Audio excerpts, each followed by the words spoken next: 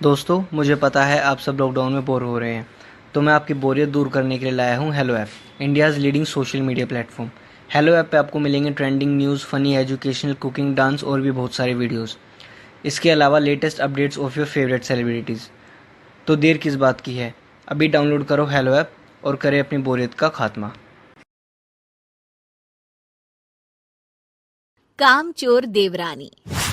एक बार की बात है, सुषमा अपने पूरे परिवार के साथ खुशी खुशी मोहन नगर में रहती थी। उसकी दो बहुएं थी, पल्लवी और शिवानी।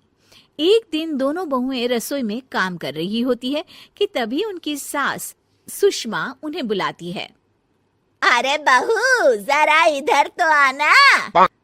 शिवानी, जरा जाकर देखना सासू माँ क्या कह रही हैं। दीदी आप ही देख लो ना जाकर, आपको भी तो सुनाई दे रहा है।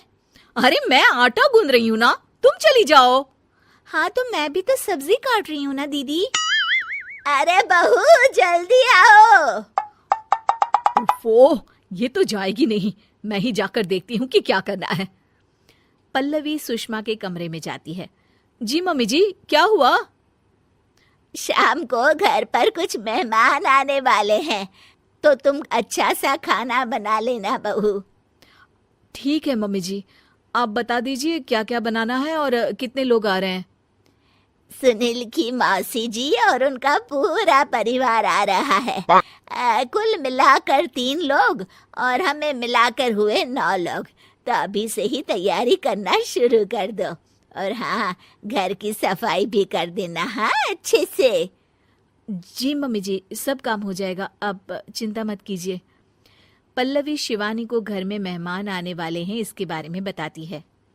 क्या 9 लोगों का खाना बनाना होगा, घर की सफाई करनी है?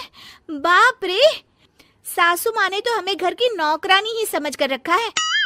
ऐसा नहीं बोलते शिवानी, हम इस घर की बहू हैं और घर के काम करना हमारा फर्ज है। दीदी तो है ही सासू माँ की चमची, जब देखो सासू माँ सासू माँ। मैं तो इतना सारा काम नहीं करने वाली। शिवानी कपड़े लेकर गमला साफ कर रही होती है और चक्कर आने का नाटक करने लगती है। मेरा सर चकरा रहा है। तभी वहां पल्लवी और सासू माँ जाते हैं। अरे बहू, क्या हो गया तुम्हें? मम्मी जी, बहुत तेज सर में दर्द हो रहा है। तुम एक काम करो शिवानी, आराम कर लो। नहीं नहीं दीदी, घर में मेहमान आने वाले हैं, मुझे आपकी मदद करनी चाहिए। अरे कोई बात नहीं शिवानी, तुम आराम कर लो, मैं सब काम कर लूंगी। ठीक है दीदी, अगर आप इतना कह रही हैं तो आराम कर लेती हूँ। शिवानी आराम से अपने कमरे में मैगजीन पढ़ रही होती है। इसे कहते हैं आराम की जिंदगी। इतना सारा काम। चलो, सारा काम खत्म हो गया, शिवानी को देख आती हूँ। शिवानी अपने कमरे में ईयरफोन में गाने सुनते सुनते सो जाती है और उसके साइड में मैगजीन भी रखी होती है। पल्लवी वहां आ जाती है और वो सब देखती है। ओहो, तो मतलब सब काम चोरी का बहाना था। अभी बताती हूँ इसको। घर का सारा काम मुझे करना पड़ा और ये महारानी यहाँ मैगजीन पढ़ रही है, गाने सुन रही है। पल्लवी रसोई से एक प्लेट और चम्मच लेकर आती है और शिवानी को थाली बजाकर उठाने लगती है। शिवानी अचानक से उठती है। उठ गई महारानी, गाने भी सुन लिए, मैगजीन भी पढ़ ली। तुम तो बहुत बड़ी झूठी निकली शिवानी। तुमने सर दर्द का बहाना बनाया ताकि काम करने से बच सको। हाँ बनाया बहाना, तो क्या करती, इतने सारे काम करती। मुझे कोई शौक नहीं है चापलूसी का। क्या चापलूसी? तुम्हें लगता है कि मैं सारे काम चापलूसी के लिए कर रही हूँ? और नहीं तो क्या। तभी वहां सासू माँ आ जाती हैं। अरे बहू, वो लोग बस आने ही वाले हैं, तुम तैयारियां कर लो। जी सासू माँ, तुझे तो मैं बाद में देखती हूँ।